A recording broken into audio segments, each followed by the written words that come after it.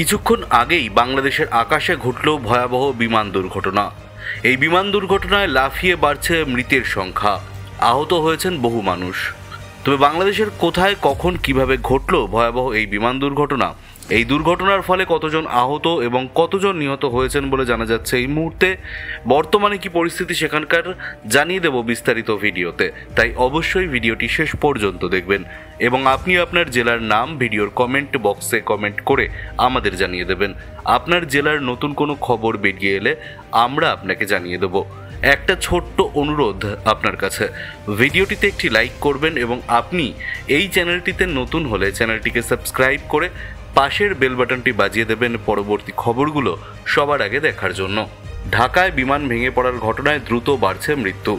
এখনও পর্যন্ত 16 জন মারা গিয়েছে বলে সে দেশের সংবাদ মাধ্যম সূত্রে জানা গিয়েছে।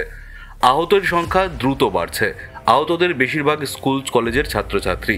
ভেঙে পড়া বিমানের আগুনে তাদের দেহের অনেকাংশ পুড়ে গিয়েছে।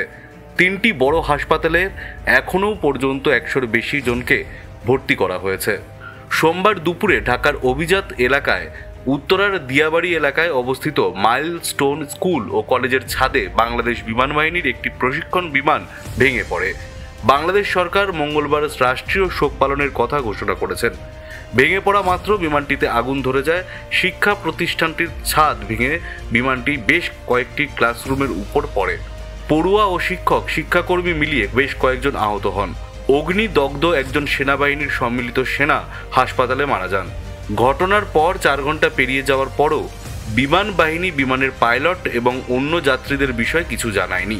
ঘটনাস্থলে ভিড় করেছেন উদ্বিগ্ন বাবা মায়েরা। অনেকেই এখনও সন্তানকে খুঁজে পাননি। সেনা, পুলিশ ও দমকল বাহিনীর ধারণা বিমানের নিচে আটকে পড়েছে বেশ কয়েকজন। তাদের এখনও উদ্ধার করা সম্ভব হয়নি।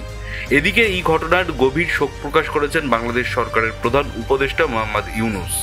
শোকবার্তায় তিনি বলেছেন, রাজধানীর দিয়াবাড়ি এলাকায় মাইলস্টোন স্কুল অ্যান্ড কলেজ ক্যাম্পাসে আজ বাংলাদেশ বিমান বাহিনীর F-7 BGI প্রশিক্ষণ বিমান বিধ্বস্তের মর্মান্তিক দুর্ঘটনায় হতাহতের ঘটনায় আমি গভীর শোক ও দুঃখ প্রকাশ করছি। এই দুর্ঘটনায় বিমান সেনা ও মাইলস্টোন স্কুল অ্যান্ড কলেজের শিক্ষার্থী, অভিভাবক ও শিক্ষক কর্মচারী সহ অন্যান্যদের যে ক্ষতি হয়েছে তা অপূরণীয়। জাতির জন্য এটি একটি গভীর বেদনার ক্ষণ। আমি আহতদের দ্রুত আরোগ্য কামনা করছি এবং সংশ্লিষ্ট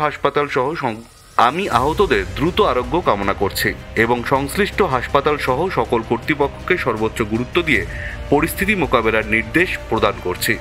সরকার দুর্ঘটনার কারণ অনুসন্ধানে প্রয়োজনীয় ব্যবস্থা গ্রহণ করবে এবং সব ধরনের সহায়তা নিশ্চিত করবে।